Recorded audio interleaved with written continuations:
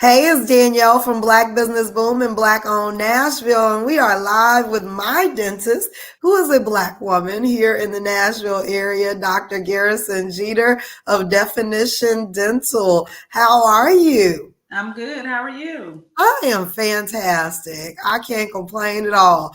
I'm excited about these tips though, Oh, because yeah. especially I know there's some business owners that are going to tune in that really need these tips because we always are like, do we need to pay for the dental insurance? Do we not? And so you're going to give us some ways that if we don't pay for the dental insurance, that we can still maintain our oral health. So Yeah. let's jump on in here. What tips do you have for us today, Doctor? So first off, people think that just because they don't have dental insurance, that means they can't receive dental care. A lot of everyday people still go to the dentist on their regular 6-month checkups without dental insurance. So if you're a person who keeps up on your mouth, doing regular home care, and you just need preventative services, sometimes it's actually not even worth it to purchase dental insurance because you're paying, 30 to $40 a month for your insurance, and then times 12 months, and then you're only getting the cleaning. Well, you could get your exam, x-ray, and cleaning for less than that. Yeah. So that's one thing, that's a myth that's out there, that you actually have to have dental insurance. You don't. Now, if you're a person who does not take care of their teeth at home, and you have lots of issues that need to be addressed, then you probably would want to look into getting some type of dental insurance to kind of separate the cost, so that you don't have to pay all of it up front. Secondly, dental insurance is not, it's not a free thing. It's kind of like a coupon. So they only have a maximum amount that they'll pay for you towards a year anyway. So once you meet that maximum, typically a maximum is 1,500, 2,000, 3,000 if you got a really, really good plan. But once the insurance company has paid that amount for the year, they're not going to pay anymore. So that's £2. So it just depends on, your habits at home, and what you're looking for. Okay. You gotta do your part at home. Okay. So I know that we all should know this, and we all, especially as grown adults, we should know things that we should be doing at home to help us, to help prevent having to have any major issues, but it happens. But either way, remind us, for those that may have forgotten or maybe haven't gone to a dentist in quite a while, what are some preventative things we should be doing at home? Okay. So first off, we have to, not, as dentists, not bash and get down on our patients, because a lot of times people don't really know what to do. And that's why you need to come to us, so that we can help you and educate you on what to do. To be honest, I did not know how to properly floss until I got to dental school. Okay. So people, don't get down on yourself. That's what we're here for, to educate. Okay. So first off, for the kiddos, like I just had my second kid 5 months ago. Some people don't know that you actually have to do oral care for your infant, for your child.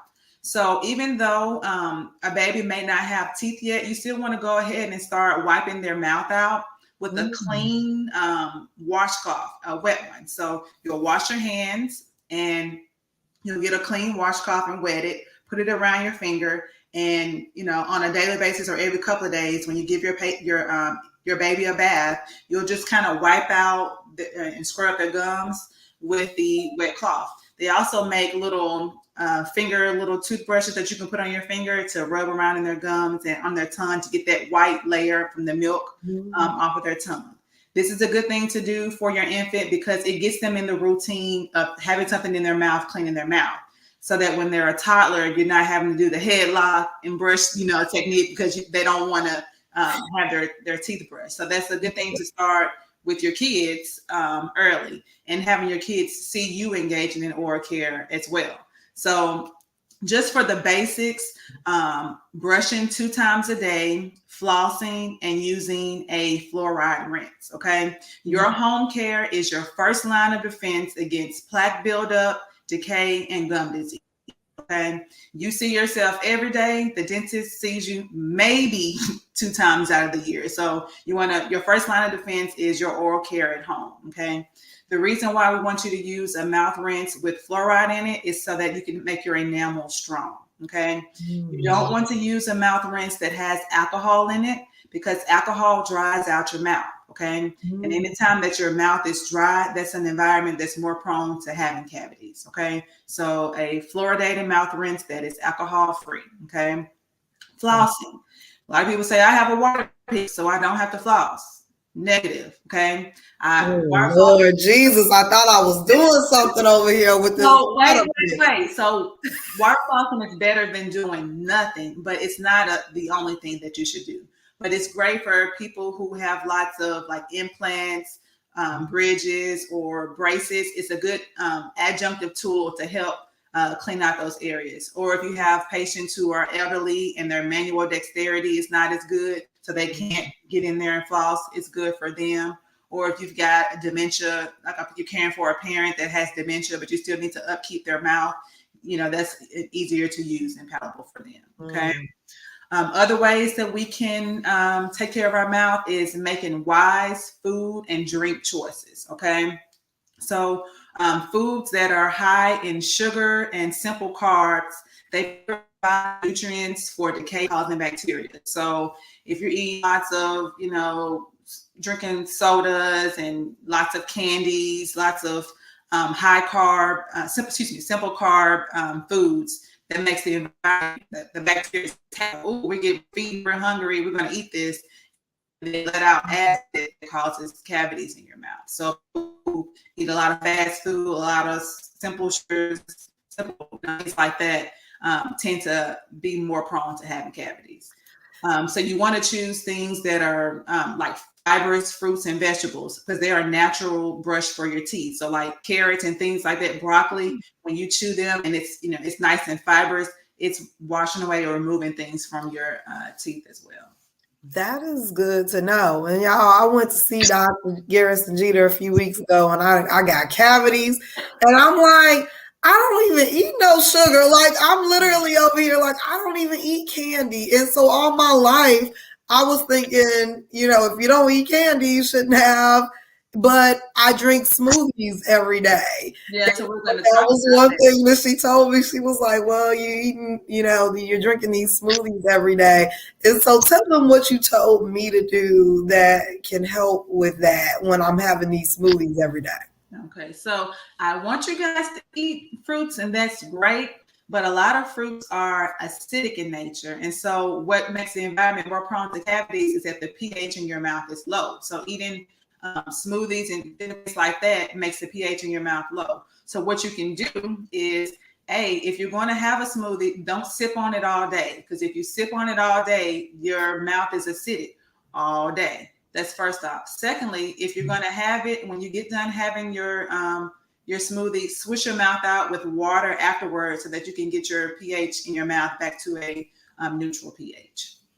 Okay, and I'm just over here sipping on my little smoothie, not doing nothing, thinking that I'm doing the best thing and causing harm. And so it just all demonstrates how important it is for us to actually go to a dentist, right? Because so you can learn these things. Yeah, a lot of times you just think that you're doing the right thing, and you recognize by going to a professional that you may not be doing the right thing for yourself and actually doing yourself harm in another way, right? So I'm over here trying to like be healthy and get in my fruits and vegetables with this smoothie, but then I'm messing up my teeth. So it's just so important for us to talk about how do we prevent things, especially in our community, and not be so reactive when we can be proactive about our health. And our oral health is important because it can truly lead to other conditions that can really be harmful for our entire body. So that's why I'm super happy to have you as my dentist, but also as an industry expert in educating our community, because a lot of these things we just don't know. Right. And prevention is cheaper than having to deal with the effects of not taking care of things. The more you neglect, the more expensive things get. I'm telling you, so that's the number one tip Right. about your oral health on a budget is if you keep it right, you won't have to fix it. And Yeah. so I love that. So if someone is like, hey, I mean, I'm gonna just put it out there. I didn't get dental insurance. I got me a healthcare plan, didn't get the dental insurance, but I mean, when I came in for my exam and my cleaning, it was like $200, so it was not anything that was like ridiculous. And even for the cavities, it's another $200, so it's important for us to understand that just because you don't have the insurance doesn't mean you cannot go see somebody. Exactly. It may be in your budget, and then there are other payment options like care credit and things like that can help you and break those payments up over time as Yeah, well. Care Credit, Scratch Pay, Lending Club. There's different things out there that you can use at the dental office. You can use them at the medical office. So it's not like you have to get one type of financing and you can only use it in one place and then have to get a different financing for something else.